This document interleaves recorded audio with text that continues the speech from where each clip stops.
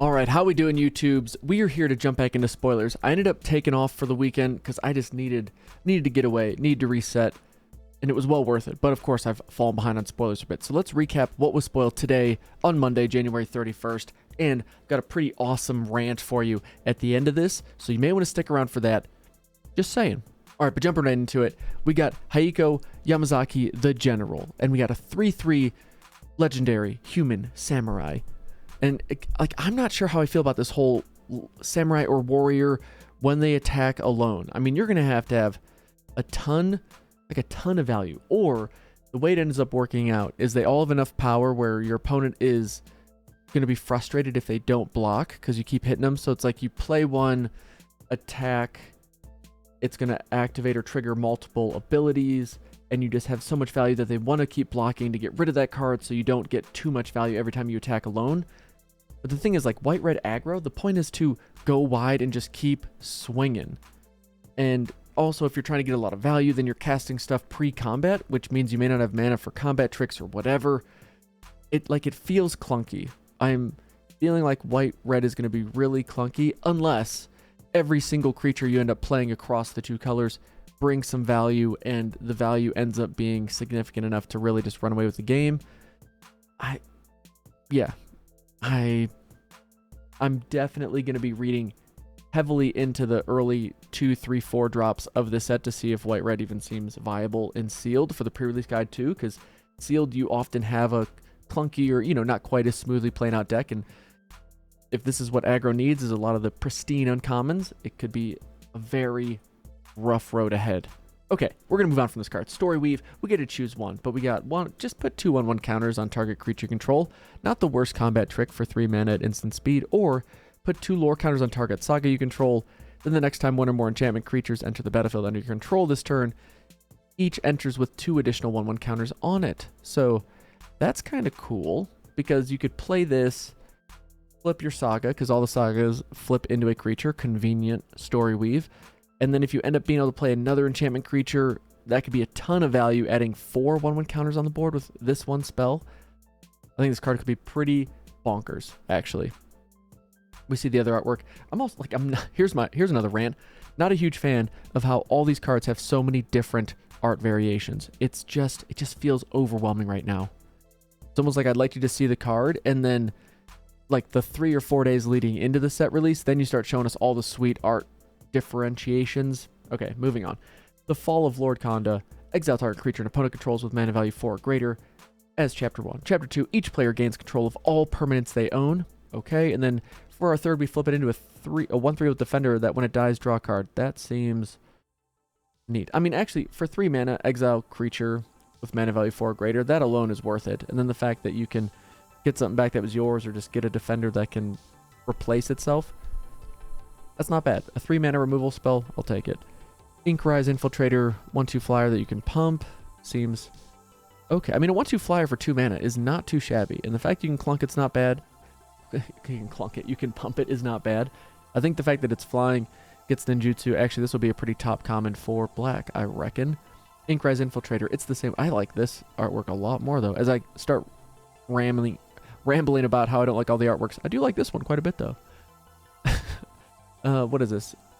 Igajano Uprising? Sure, nailed it. Create X 2/2 white samurai creature tokens with vigilance. They gain menace and haste till end of turn. Each opponent creates X -1 2/2 white samurai creature tokens with vigilance. So you give them 1 blocker. If you cast it, let's say you cast it for 2, you get 2/2. You add 4 power to the battlefield with vigilance, and they have menace and haste till end of turn, and they get 1 blocker. If you do it for 3, they get 2 blockers. If you do it for 4, they get 3 blockers. But the fact they get menace and whatnot, so this is like your kill spell. If it's just to add to the board and poke in for a couple points of damage, that feels kind of clunky to me. Yeah, white-red is feeling so darn clunky. I hope that we see some cards that really just show it to be super consistent and incredibly good, because right now I'm not seeing it. Okay, Light the Way, put a 1/1 counter on creature vehicle and tap it. Return target permanent control to its owner's hand. Not too shabby. I do like the 1 mana combat tricks because we're going to need them. Enormous Energy Blade. Probably my favorite card spoiled so far, just from a ridiculousness standpoint. The artwork's hilarious. Quick creature gets +4/+0, and whenever it becomes attached to a creature, you gotta tap it because it's so enormous. It's hard for them to pick it up. It takes them a turn to really get their, get the balance there, get the feel for this enormous energy blade. But it only costs 2 to equip, so interesting. I wonder why it's black though. Like, would black be the color that this would fall under? I suppose. All right, we got the restoration of Iganjo. Yeah, nailed it again. Search library for basic planes. What's up, Jax? What are you doing, bubby? Put it into your hand, then shuffle. You may discard a card. When you do, return target permanent card with mana value 2 or less from your graveyard to the battlefield tapped. It's kind of cool. You can like just discard that excess land to get a 2-drop back into play, and then it flips into a 3/4 vigilance that when it attacks or blocks, create a 1/1 colorless spirit creature token. Seems pretty darn good for 3 manas. Then we got the 2 other versions, which I don't know what the difference is. Oh, that's full border. That's not. Well, got it. It's only the backside's full border? Okay, well, good to know. Norika Yamazaki the Poet. A 3/2 with vigilance that whenever Samurai Warrior you control attack alone, you get to cast target enchantment card from your graveyard to this turn. Again, just feels clunky. Reality Heist for 5 and 2 blue. It costs 1 less for each artifact you control. All right, pretty neat. Look at the top 7 cards of your library. You may reveal up to 2 artifact cards from among them. Put them into your hand. Put the rest on the bottom of your library. Sure. Like it. Love it. Tremendous. Brilliant restoration. That must be... That's the god of Kamigawa or whatever the dragon is. It's a weird looking dragon. Still can't get over how weird it looks, but brilliant restoration for 3 and 4 white. I think that's the cycle in this set, is you got a monocolored 4-pip spell for each color. Not too shabby, but this one, return all artifacts and enchantment cards from your graveyard to the battlefield. Cool. Sorcery speed. Okay. Now we get to see, oh, these basic lands are dope looking. These plains, love them. Kind of giving me some like Grand Teton vibes. Works for me. This one, sure. Plains or cool. Islands, sure. Mountain, love the central mountain. Give him some Mount Fuji action going on. All right, I kind of like the mountain village. This is Jax's tail, in case you were wondering. Jax, what are you doing, bubby? Jax, you want to say hi to the crew? Say hi. Can you say hi into the microphone? No? You're just exploring? All right. Can I set you down over here? Let's do that. And then for Schwampy Schwamp, we got... Ooh, I like the lantern look. Okay, never mind. He's back. All right. Oh, okay. Just stepping on the keyboard. What did we just open up? Would we like to create and personalize a profile? Thank you, Chrome. I do not. All right. And we're back. So we got the swamps with the lanterns. This is giving me some like Throne of Eldraine, War of the Spark vibes, but I guess it's Neon Dynasty. Forest are the best looking basic lands by far. Look at that road. That road is sweet. Look at that bonsai tree. Amazing, but I don't actually know. I need like a banana for scale or something because that just looks like a full grown tree. This is the bonsai tree. That's the full grown tree. 6 miles in the background. You can't tell it's 6 miles because how big it is. That's... Anyway, forest by far the best looking basic lands. Now we got some lizard blades. Look, just the name lizard blades is awesome. 1/1 double strike. Equipped creature has double strike. Reconfigure. Oh, and you can oh, that's a pretty fancy card. That's why it's a rare. Then we got March of Reckless Joy. That does look reckless. As an additional cost to cast the spell, you may exile any number of red cards from your hand. This spell costs 2 less to cast for each card exiled this way. Exile the top X cards of your library. You may play up to 2 of those cards until the end of your next turn. Interesting. So you can exile just cards that aren't doing anything for you, and that helps you dig a lot deeper, and then next turn you can hopefully just go off and win the game. And you can do it as an instant, which is actually pretty sweet. So on your opponent's end step, cast this, reveal a whole bunch of cards, and then win the game with all your awesome value. We're getting more commander cards that care about exile, let you cast stuff from exile. This will be an auto include. Go to Card Kingdom, buy this card for those commander decks because you're going to want it, and it's going to be very helpful in those strategies, which are almost always red, because red loves to exile stuff. Red, black, definitely going to work out for you.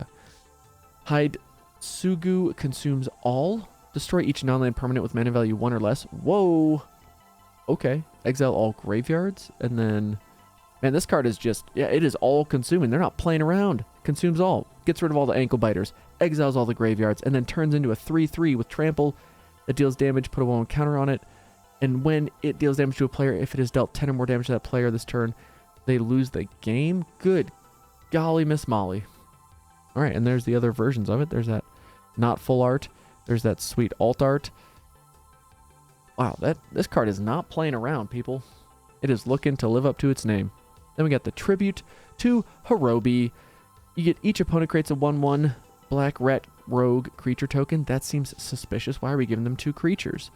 And then it becomes into, well, it flips into a 3/3 flying haste. That when it ETBs, gain control of all rat tokens. Oh, okay. And then when it attacks, you may sacrifice another creature if you do draw a card. That seems pretty decent. For 2 mana, you get what ends up being a 5 power, 5 toughness added to the board, and the ability to sack creatures, draw cards. Yeah, seems pretty good. Then we got Fable of the Mirror Breaker. Create a 2/2 Goblin Shaman creature token with whenever this creature attacks, create a treasure token. You may discard up to 2 cards. If you do, draw that many cards. And then it flips into a 2/2 that tap 1, tap it, create a token that's a copy of another target non-legendary creature you control. Except it has haste, but you have to sacrifice it. Oh, it's a reflection of Kiki Jiki. I didn't realize that was Kiki Jiki in the artwork. That's, man, that's some of my favorite Saga artwork right there. That's awesome, actually. There's going to be all kinds of ways to break this thing. That's all. I like that card. That's a very cool card. Add it to the cart. We're coming, Card Kingdom. We're coming. All right, Tribute to Hirobi. We saw all these. Yes, we did. This is not in English. Okay. Artifact creature, Leggy Temple, costs 8. I love it. Spell cost 1 less to cast for each modified creature you control. It's an 8/8 with trample. 8/8 trample for 8 that can cost less and as hexproof as long as it's untapped. Good lord. That's going to be I mean, it's going to be great in the blue-red artifact deck. This is a card I'd probably play in any pre-release. Any pre-release, you're playing any artifacts. I'd be hard-pressed to not play this thing. Or maybe at least you have it in the sideboard and you... I mean, best of 3. I'd probably keep it in and then I'd sideboard it out if my opponent's super aggro. Because, I mean, unless I have a really good curve and I don't need it for the late game unless it ends up being a muddied mess. But an 8/8 with trample is bomb material, especially at a pre-release. Then we got Invoke Justice. Wait, I thought we... Hold the phone. I thought we had the cycle... We got multiple. Okay, we got multiple 4-pip monocolored spells. Makes sense. Invoke Justice for 1 and 4 white. Return target permanent card from your graveyard to the battlefield. Then distribute 4 1/1 counters among any number of creatures and or vehicles target player controls. Oh, you can help your opponent out. That's so nice of you. I mean, you shouldn't, but technically you could. Invoke Justice. I mean, you are often hard-pressed to play 4-pip spells, but I would definitely play this in a pre-release. For 5 mana, you return any permanent from your graveyard to the battlefield, and then you add 4 1/1 counters to the board. That seems really good for 5 mana. Sure, you're probably not going to play it turn 5. You probably don't want to play it on turn 5. That's really good. Then we got Born to Drive. I wonder if it has to do with artifacts and vehicles. Enchant artifact or creature. As long as enchanted permanent is a creature, it gets +1/+1 for each creature and or vehicle you can control. And we get some channel action where you create 2 1/1 colorless pilot creature tokens. That's awesome. This creature crews vehicles as though its power were 2 greater. Whoa, so it's like a 3 toughness or 3 power vehicle crewer. That's actually pretty awesome. Cards like this, you get a couple copies of this. Now you're in business. Now you're like, give me all the vehicles. I'm ready for it. And we get to see a new vehicle, the McTitan Core. Guys, that's a lot of text. All right, we're going in. For 5, okay, wait, it's a 2 mana 2/4 that takes 2 to crew. But you can pay 5, exile it, and 4 other artifact creatures and or vehicles you can control. Create McTitan, a legendary 10/10 construct artifact creature token with flying, vigilance, trample, lifelink, and haste. That's all colors. When that token leaves the battlefield, return all cards exiled with McTitan Core, except McTitan Core, to the battlefield tapped under its owner's control. What? This is such a stupid good card. I get you have to have 4 other artifacts or creatures. Doesn't matter. You play this thing mid-leg, you play this on curve on turn 7, you win the game. I mean, maybe your opponent has removal, but you still get everything back that you sacked to it. That's so stupid good. I don't Jeez. That seems so busted. And the fact that it's a 10-10 that very well wins you the game the turn it comes into play, because you just do that and then you attack your opponent for 10. Flying Vigilance, Trample, Lifelink, and Haste. Why does it have to have all of that? That's so good. I can't get over that. Just seems overpowered.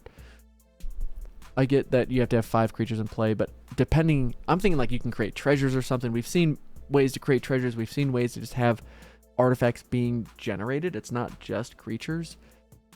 Ooh, maybe Wizards really wanted blue-red artifacts to finally be dominant in an expansion set, and I think we're getting there. All right, now we get the next channel land, as I'm sure we're calling them. So it's add a blue, sure, or pay 3 and a blue and discard it.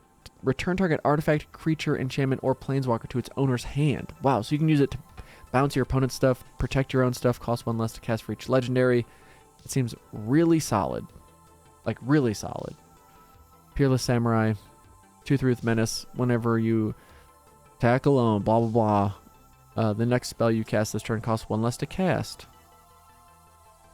Does have Menace, so that's neat. Still feeling like white-red's clunky, but we shall see. I could be wrong. But those are the spoilers for Monday. Not a bad bunch. I mean, the artwork in this set is feeling pretty sweet. We're seeing a lot of really exciting, I think, impressive cards. I think there's a lot of cards here that I'm going to be using well beyond a pre-release or a draft or whatever. I think there's a lot of potential here. And it doesn't seem super pushed, but speaking of pushed, I gotta jump to Mirror Box. This card, here's my rant for the end of the video. For those of you that stuck around, this card is so obnoxiously pushed, it just tilts me. It just immediately tilts me seeing how pushed this card is. In case you don't know, this card is a pushed version of Mirror Gallery, which was from our original trip to Kamigawa. And it just says the legend rule doesn't apply, which for 5 mana is not a bad cost to pay to ignore a rule of the game, which obviously you've built around and are ready to take advantage of. The only caveat is it doesn't apply, so your opponents could also take advantage of it, but chances are ignoring the legend rule feels like a very specific thing to do. So if they haven't built around it, if they're not ready for it, well, there you go. And this card currently is over $30, give or take. This obnoxious monstrosity says for 3 mana, so we have a huge mana discount on the cost, and it says the legend rule doesn't apply to permanents you control. So that alone would be an incredible benefit. You pay 2 less mana, and now it's only you for sure. I mean, going from 3 to 5 mana is a huge benefit. And now it only benefits you. It also says each legendary creature you control gets +1/+1. 3 mana, pump all your legendary creatures is not the worst card. Now, would it be a rare? Probably not, but that's a pretty decent pump to give your board at this point. We're going to assume that you're building around it. So that means your board has a sweet Anthem effect. And then each non-token creature you control gets +1/+1 for each other creature you control with the same name as that creature. Like, this thing not only helps you just create an obnoxious board state because of all the duplicates of cards that you should not be allowed to have duplicates of, but now it's making those things even more overpowered and pumped up and just... They didn't need to push it this much. It could still cost 5, and it would still be a crazy improvement over the last version. But the fact that they improved it in 4 different ways on the same card makes me a little nervous. Like, genuinely nervous. Maybe I'm going to Card Kingdom, I'm buy listing my mirror galleries, and then I'm using those to pre-order 500 copies of this. Maybe not that much. That might be a bit excessive. But there's no possible way this card retains that price when you have this card being printed. That's crazy. And it makes me nervous. If Wizards is willing to push cards that break or ignore rules of the game this much, man, we might be looking at a situation where we're seeing, because we're just pumping out so much product, we got to push the envelope to incredible amounts to keep people interested in the new product. And we're just going to completely make all older cards obsolete, and no one's going to care about collecting them, and it's going to be whatever. Or if you're like, you know what, I'm going to spring and buy an old card from an old plane that just does this cool, unique thing, it just puts that kind of uneasiness on you that you're going to see this ridiculous version that's even better than it printed as well. And then it just makes you feel all kinds of bad if you spent $40-$50 buying this card when you could get a way better version for less than 10, you know. All right, that's the end of my rant. Regardless of this ridiculous card, this monstrosity, I'm getting kind of excited to check out more of this. You know, pre-release video stuff is starting to formulate in the brain. So of course, subscribe and like and get ready for that video when I do drop it right after the set is being done, being fully spoiled. Let me know in the comments, of course, what you're excited about in this set. I appreciate y'all watching. Thank you to Card Kingdom. Thank you to my patrons. We'll see y'all in the next one. Take it easy, my friends. Peace.